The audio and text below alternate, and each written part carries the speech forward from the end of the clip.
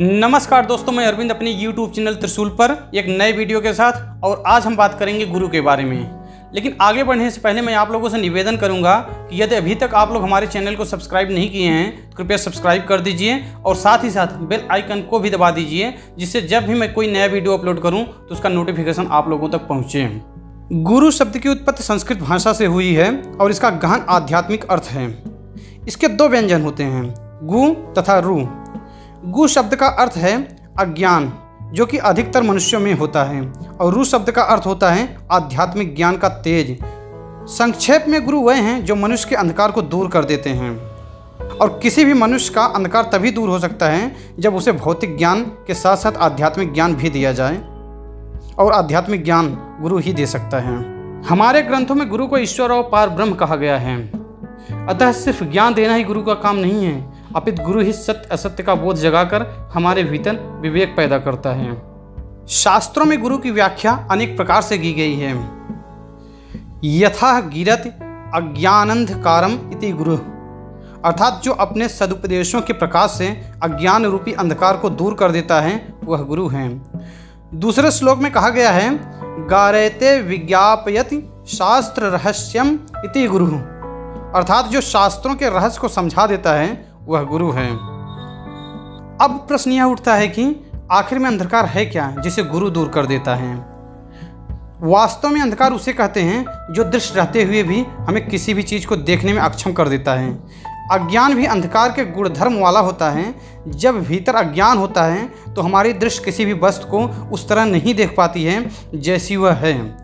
जिस तरह हम अंधकार में चीज़ों से टकरा जाते हैं, उसी प्रकार अज्ञान में भी हम टकरा कर चोट खा बैठते हैं। आजकल स्कूल और कॉलेज में जो हमें शिक्षा देते हैं वह एक शिक्षक होते हैं, और एक शिक्षक और गुरु में बहुत बड़ा अंतर होता है। जो लोग हमें शिक्षा प्रदान करते हैं या शिक्षित करते हैं उन्हें हम शिक्षक कहते हैं, और गुरु वह होता है जो सद्गति के रास्ते पर ले जाता है, मुक्तिधाम का रास्ता बताए और उस पर ले करके भी जाए, वही गुरु है। कहा जाता है कि गुरु बिन ज्ञान नहीं, और ज्ञान तो बहुत सी बातों का हो सकता है, क्योंकि किसी भी कार्य को करने के लिए उसका जानना और समझना बहुत आवश्यक है। लेकिन यह ज्ञान और समझ अलग हो गई है, और वह ज्ञान जो स्वयं का बोध कराए, कहाँ से आए हैं, कहाँ चले जाना है, कैसे जाना है और क्या लेकर जाना है, यह है आध्यात्मिक ज्ञान, अर्थात आत्मा के संबंध में अध्ययन। और यह ज्ञान गुरु के बिना असंभव है। अतः शिक्षक का कर्तव्य अलग होता है और गुरु का कर्तव्य अलग होता है। प्राचीन काल से ही हमारे देश में गुरु को मनुष्य के रूप में ईश्वर के समान माना गया है। भले ही कोई ब्रह्मा शंकर के समान क्यों न हो, वह गुरु के बिना भवसागर पार नहीं कर सकता। धरती के आरंभ से ही गुरु की अनिवार्यता पर प्रकाश डाला गया है।